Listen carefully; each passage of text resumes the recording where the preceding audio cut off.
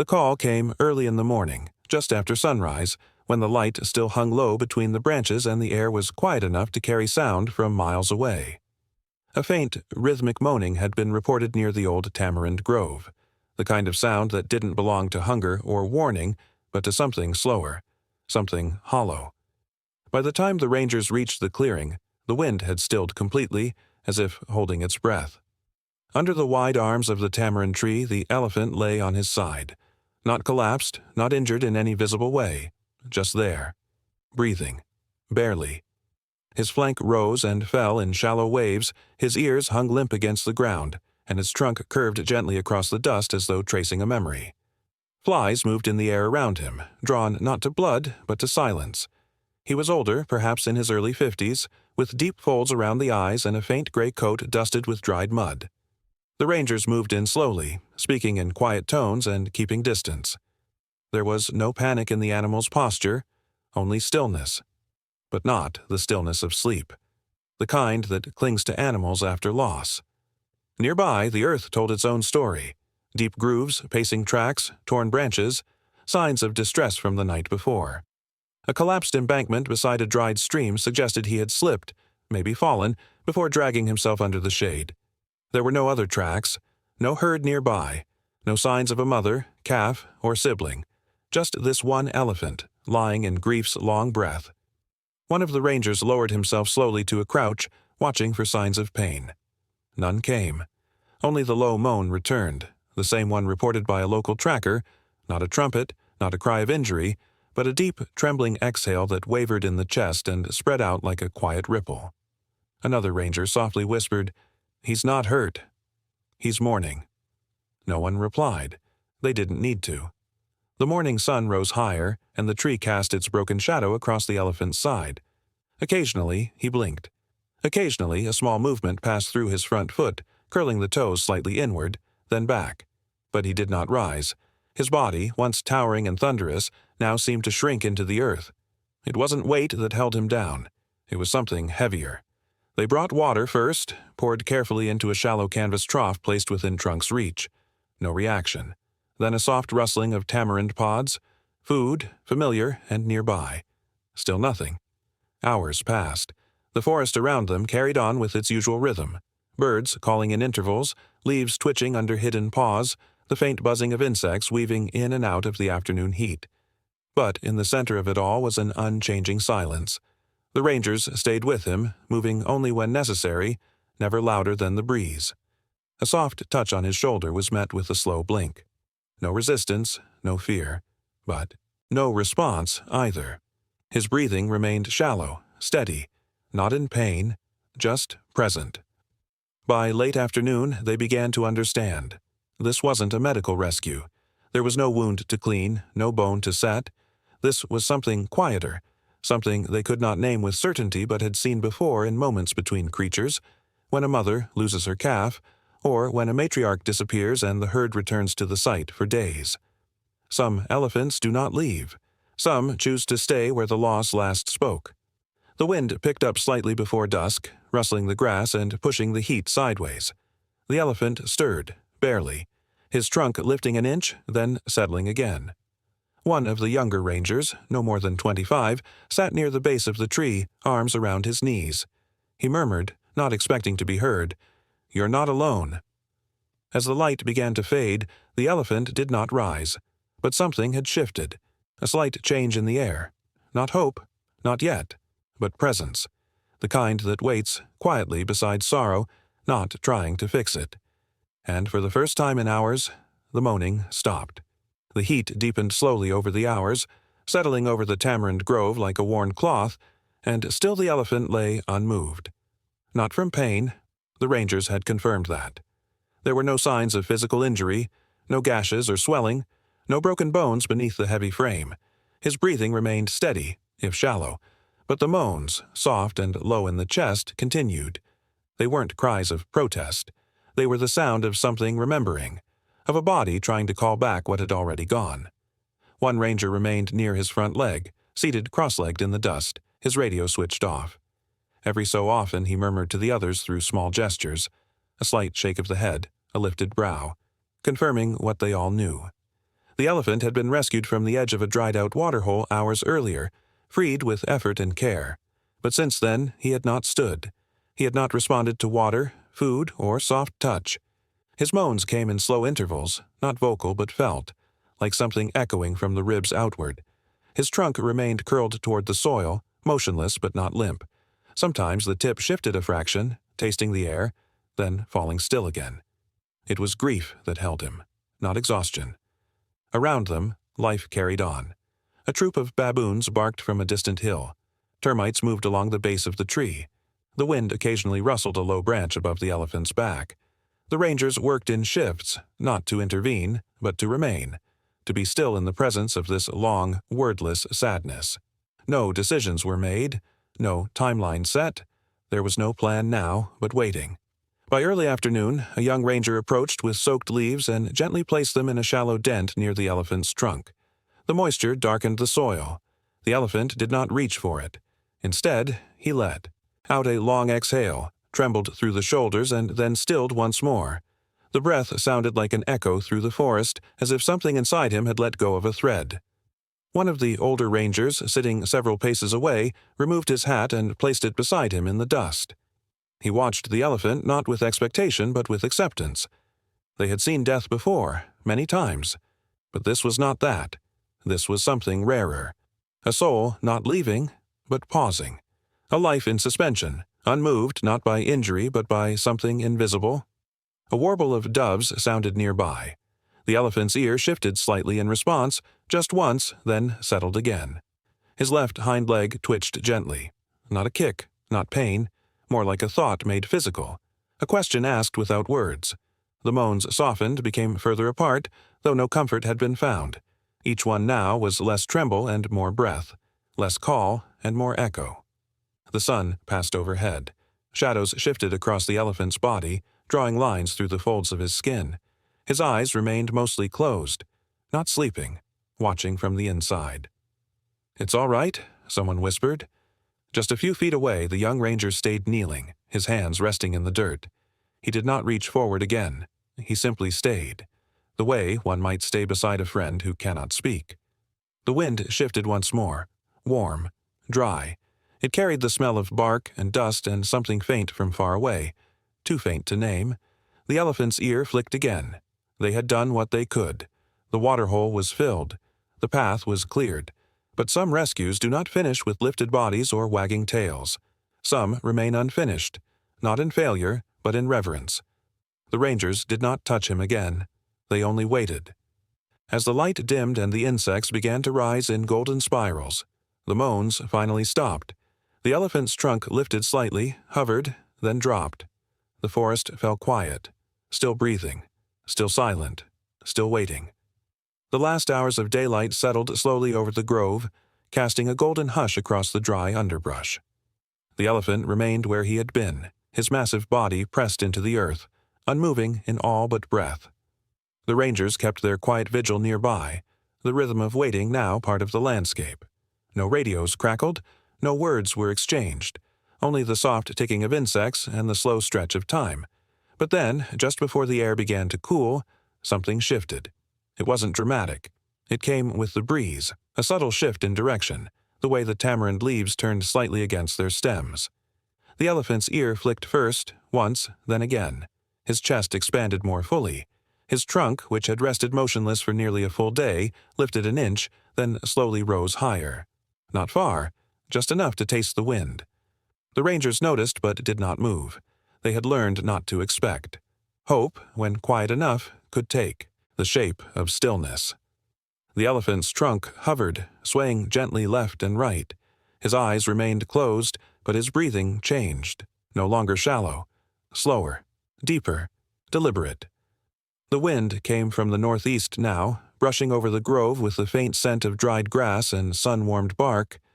But there was something more, something carried in that shift of air, a trace of presence not seen, but remembered. The elephant's body leaned slightly forward, only by degrees, but unmistakable.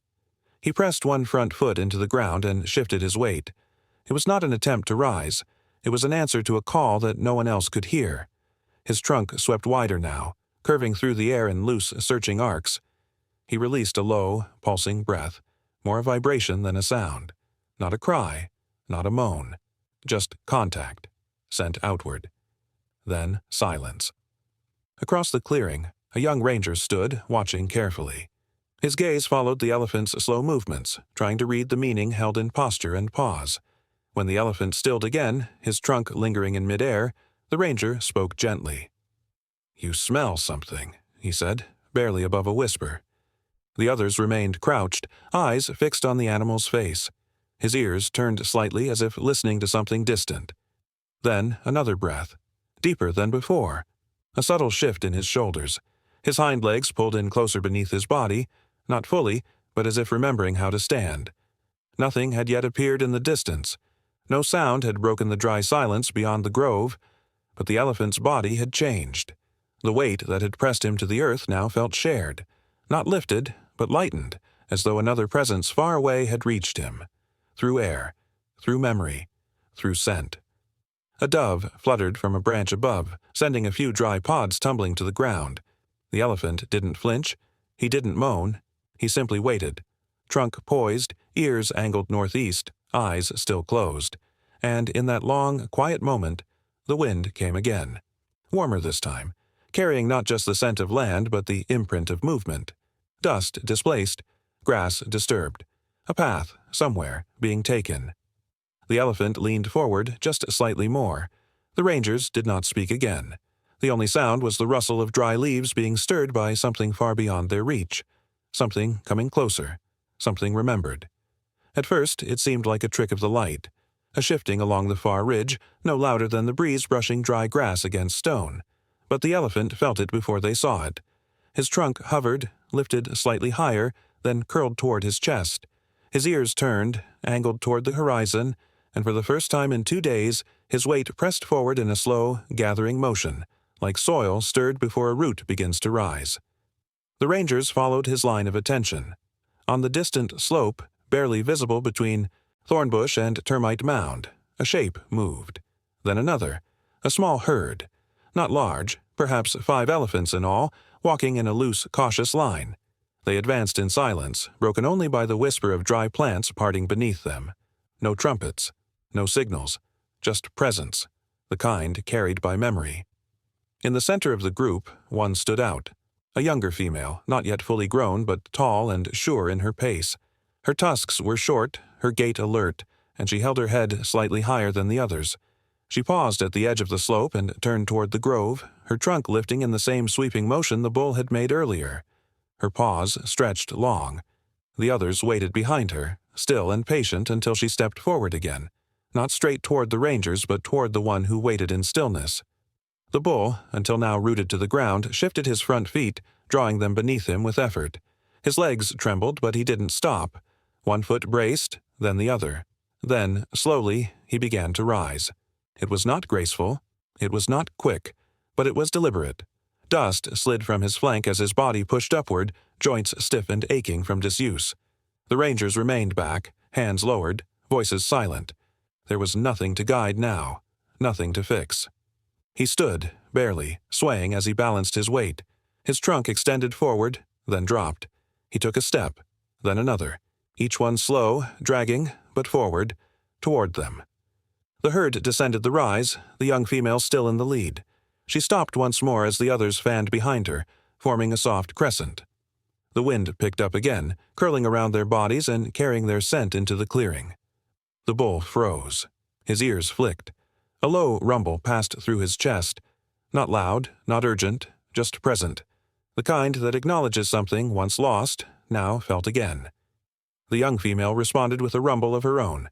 Brief, gentle. She stepped forward. He did not retreat. His trunk lifted and reached, stopping just short of her shoulder. She came closer until skin met skin, and the two stood in stillness, breathing each other in, not with longing, but with recognition. Behind her, one of the smaller elephants released a soft squeak, a calf still unsure of its place in the rhythm. The bull turned slightly, his head lowered. The calf approached, guided forward by the nudge of another's trunk. It reached out, not touching, just near enough for air to pass between them. No human moved. No sound came from the grove but the wind through dry pods and the faint clicking of insects in the dust. The reunion unfolded without spectacle. Only slowness, only breath. The herd clustered around him gradually. Not tightly, but with presence. They stood in quiet contact, their trunks brushing flanks, their bodies swaying in time with the breeze. The bull closed his eyes once, then opened them again. He took another step, not toward the humans, but deeper into the circle of family that had come, impossibly, to meet him. One ranger exhaled through his nose, a sound barely louder than a sigh. Another murmured under his breath, "They found him." No one answered. There was no need. Above them, the sky burned soft and low with the color of nearing dusk. The sun hung suspended, casting the elephants in long, folded shadows that reached toward the west. The bull rested his trunk across the back of one of the older females, and for a moment everything held still. The wind stirred again, lifting dust from the earth, and the herd began to shift. Not away, just inward, turning slightly as if to make space for what had returned. The bull did not cry. He did not moan. He simply moved gently into the warmth of bodies that no longer needed to be remembered. And the clearing, so full of absence for so long, held something whole again. The sky, pale orange only moments ago, had deepened to a soft amber as dusk settled gently over the bushveld. The grove lay quiet, save for the delicate shifting of elephant feet pressing into soil worn warm by a long day. The air was filled with the dry, golden stillness that sometimes precedes a change. Not dramatic, but inevitable. The kind that hangs above tall grass just before the wind decides to move again. The herd had not left. They had remained near the tamarind tree, circling loosely around the old bull, not encroaching, but present. Their bodies moved in subtle rhythms, tails brushing against flanks, trunks resting momentarily on one another's backs, ears flicking in slow tandem. The young female who had led them in stood closest, her posture still and patient. She did not touch him again. She didn't need to.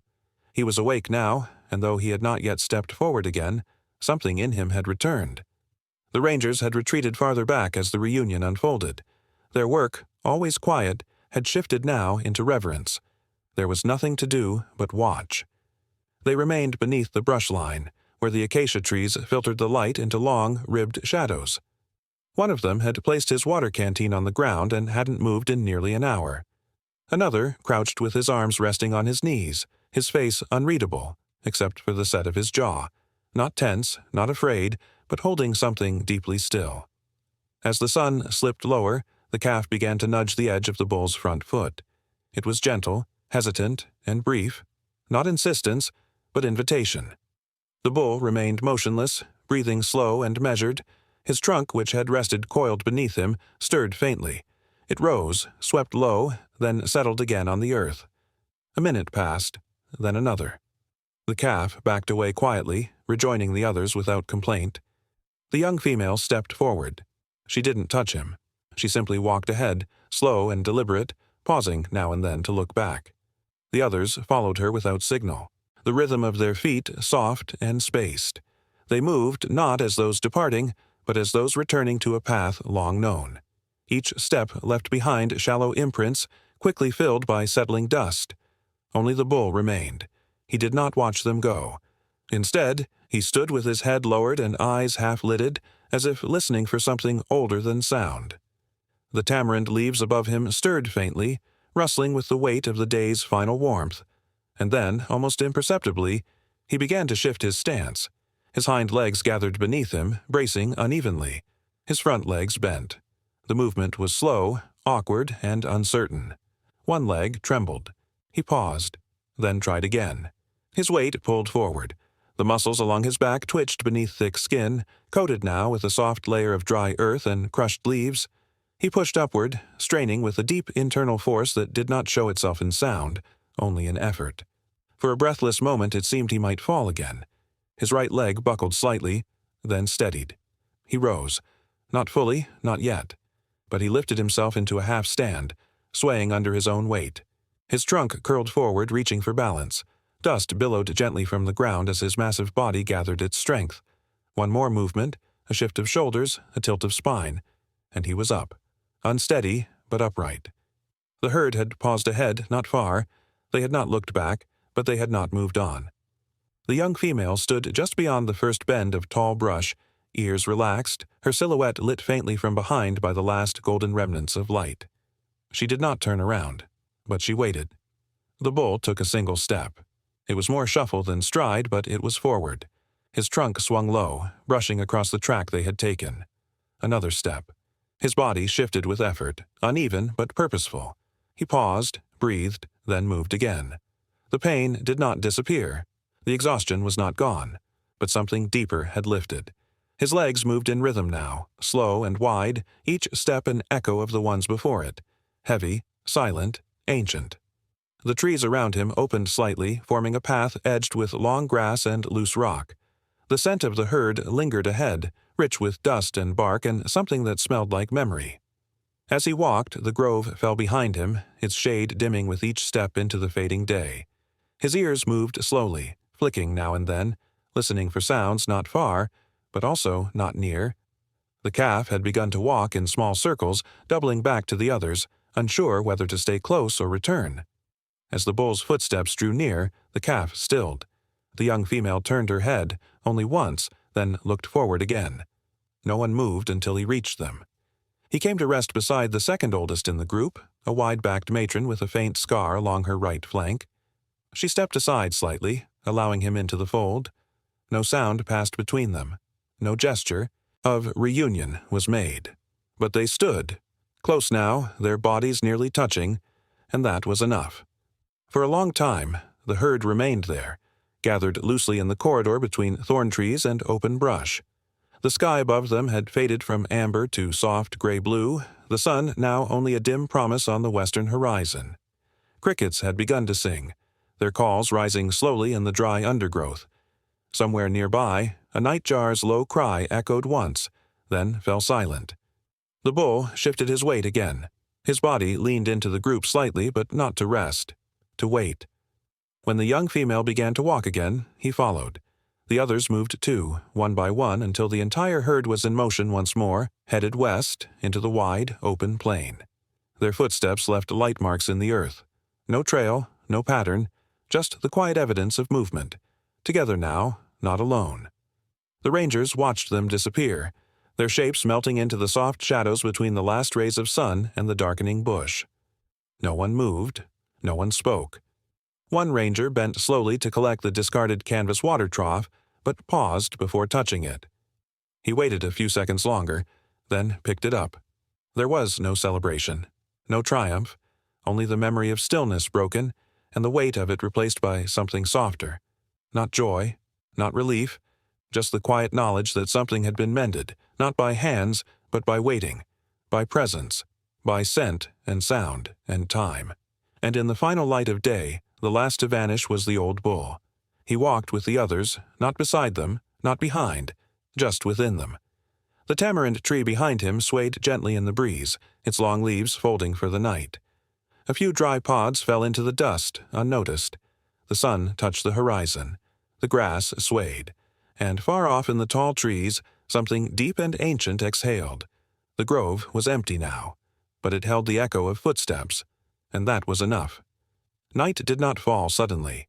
It unfolded in quiet layers, each one softening the landscape further, from the silver curve of a dry riverbed to the dark limbs of thorn trees silhouetted against the sky. The herd's path curved gently west, away from the grove, threading through familiar terrain, though the pace remained slow. The bull walked among them, not guarded, not honored, just included. And that, to an elephant, was everything. His steps were uneven but steady, the heaviness of his joints counterbalanced by the instinctive rhythm of herd movement. The others adjusted without speaking. One paused when he paused. Another stepped closer when he slowed. No signals were given. No orders passed. But the space they made around him was deliberate. Not out of pity, but out of knowing. The young female, still leading, slowed only once, when they reached a clearing where the grasses had been flattened by previous passage. She stopped beneath a fig tree, its leaves rustling faintly with the breeze. The herd gathered loosely, resting but alert, listening for what the night would bring. The moon had not yet risen. The stars blinked in silence.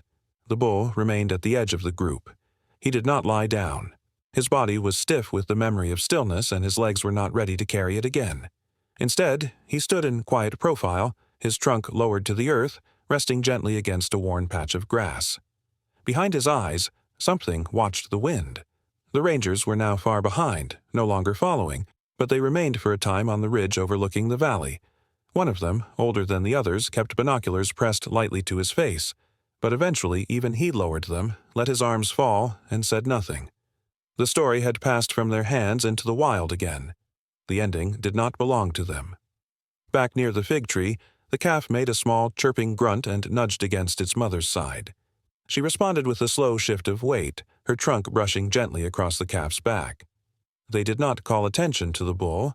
They did not gather around him. But every few minutes, one of them would drift a little closer. A side brush, a brief touch of trunks, the kind of unspoken comfort that does not announce itself but remains. At some point, the young female stepped out from the group and walked toward the bull.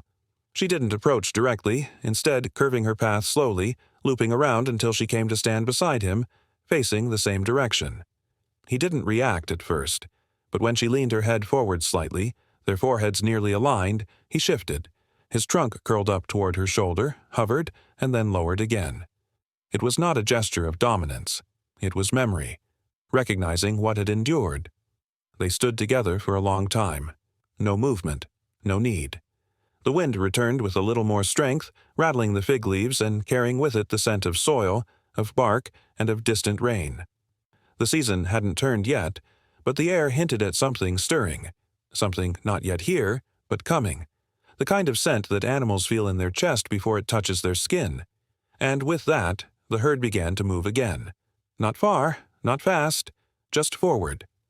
The calf trotted ahead, legs still unsure of how to be quiet. The older females followed with patience, and the bull, without hesitation, lifted his feet once more and walked behind them. His gait was heavy, but there was no drag in his motion now. The pain was still there. So was the grief. But it had space now. It had rhythm. The young female stayed at his side, not guiding, not guarding, just present. They passed beneath a low rise where the acacias gave way to tall red grass. The path opened wide, and the night air expanded around them, filled with insect song and the scent of heat rising from the earth. Far in the distance, a hyena called once, not nearby, not threatening, just a voice marking the edge of night. The herd did not respond. Their steps continued, the soft shuffle of feet against dust, the brush of skin against brush, the whisper of ancient bodies moving through remembered places. They came to a waterhole, shallow and nearly dry, the surface reflecting the first glint of moonlight now rising on the eastern rim. Some of them paused to drink. Others stood at the edge, waiting. The bull did not go to the water. He turned slightly to face the slope beside it and stood still, his trunk raised once to the air. Then, without warning, he released a low, long rumble. It traveled beneath the earth more than through the air, the kind of sound that lives in the bones of animals, that speaks in vibration and carries across ground in ways no human ear can measure. It was not a call for help. It was not a cry of mourning. It was acknowledgement. He had come back, and the land knew it. The herd responded with a soft rumble in return. Just one, quiet and unified, like a breath drawn together. And then they fell silent again. Minutes passed. The water rippled. The wind shifted. The moon climbed higher, casting the landscape in pale silver and softening the harsh lines of rock and scrub. The elephants turned once more, now walking as one. Their shadows stretched long behind them, and the rhythm of their movement carried them out across the plain. No one watched now. No one followed. The rangers had gone. The world had quieted. And the bull, once fallen, once voiceless, walked into the night. Not alone, not forgotten, not rescued. Just home. Ahead, the path curved gently, disappearing into a patch of tall trees where the moonlight could not quite reach. The herd moved toward it, their shapes growing smaller in the distance, their bodies parting the grass like memory folding into silence. A final breeze passed through the valley, bending the grass in long waves, carrying dust across the open earth. Then, only quiet, only night, only the slow, steady rhythm of footsteps that no longer needed to be heard.